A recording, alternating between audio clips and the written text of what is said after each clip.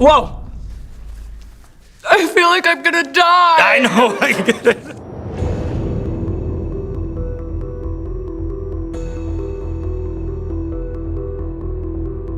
Hey, what's going on, everybody? For First We Feast, I'm Sean Evans, and you're watching Hot Ones. It's the show with hot questions and even hotter wings. And today we're joined by Jennifer Lawrence.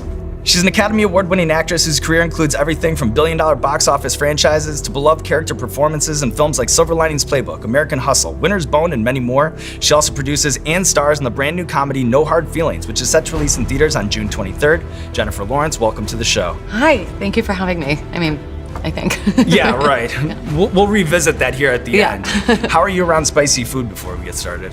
I'm okay, but I'm going into this very humble. Smart. I don't think I have that high of a pain tolerance. Well, I guess we'll find out today. Yeah. Are you ready to get started? Yeah, sure.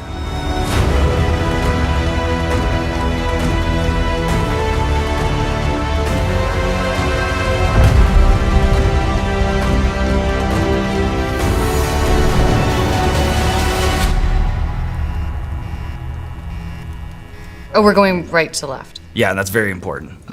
Yeah, sure. Okay.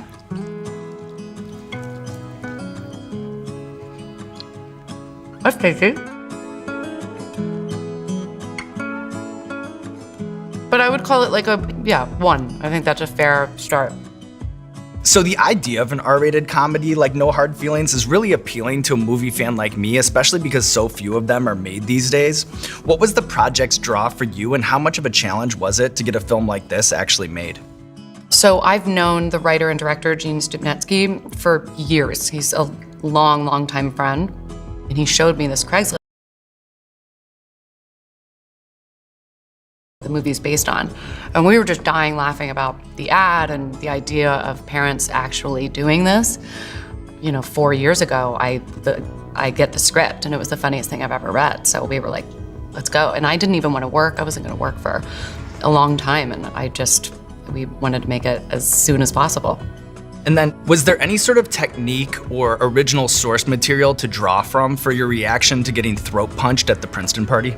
No, that was something I was really trying to kind of taper down. I didn't want to go too big, but then, you are getting punched in the larynx. So that comes with its own sounds, and then kind of the panic of not knowing when you're gonna be able to breathe. But the scariest part was that it was a stunt shelf. And so we really only had one take to get it. So there was a lot of pressure. Well, you nailed it. Thank you. Well, I did 2 takes. We had to put the shelf back on. I just realized I should only take 1 bite because I don't want to get full before I quit. What am I going to walk away? Here? You're not going to walk away. Do people just quit without getting to 10? I don't want to lead the witness. Or I don't want to, cloud anything. Because I watched the show, but on TikTok, where it's Right, truncated, you don't see the end. Well, yeah. You know what? We've never had a woman tap out on this show, ever in the history of the show. Classic. Yeah. That is my female producing partner. Before I went on, she was like, you have to make it to 10. And we are. And I was like, oh my God, I do. We are. So yeah, okay. All right. So I imagine one interesting, maybe difficult part of making movies is working alongside people who have a different process than your own. Is there a type of acting prep that you're most intrigued by, seeing up close and personal? No. I would be nervous to work with somebody who's method, because I would have no idea how to talk to them. Right. Because do I have to be in character? That would just make me nervous. But I don't know, I haven't seen another process that I've been curious about, because you don't know about them right all the time. Is it just as easy for you to turn that switch off now as it was early on in your career? That's a really good question. I don't know. I had always been, very on off until I did American Hustle, and I worked with Christian Bale, who I noticed when the camera started rolling and the crew kind of started preparing like it was gonna be, 10 seconds or whatever to action, he would kind of start getting ready. And then I saw that and was like, that seems like a really good idea. And so then I started to do that. I hope I'm like Lord, where I'm like, that's a good wing. So far. Yeah. That one's okay. It's not gonna like crescendo. Not yet, but that's a good instinct to have, by the way. Because like a lot of times when people come on here, maybe they're like not used to something like this, they'll bite into it, and then off that like initial You're actually bite, tearing up. Did you know that? I'm no superhero, all right, Jennifer? I come in here and I struggle the exact same way, you know? And This one is getting you? well, maybe I'm just moved. You're just like moved this, by yeah, me. I'm just Yeah, moved. right. I'm just moved.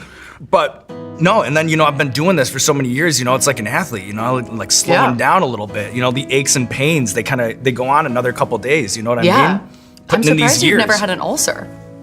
Ignorance is bliss. You know what I mean? Yeah. Just don't go to the doctor You're right, and you exactly. won't find out. And then they can't take my show away. Yeah, You know? wow. All men are the same.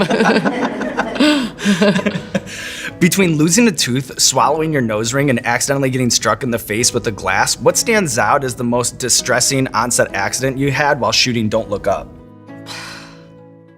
They were both like around Leonardo DiCaprio, which was just like embarrassing. Like you don't want to go and spit something that just got snorted through your sinuses, and Leo was like, what is that? And I was like, it's my nose ring.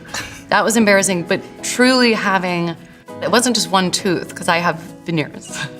I had a whole section missing, and it was height of COVID, so I couldn't go to the dentist. So I had to do all of Don't Look Up with just a gaping hole in my mouth. Meryl Streep, Jonah Hill, Leonardo DiCaprio, just everybody. I was like, shh. So I guess I would say the missing tooth.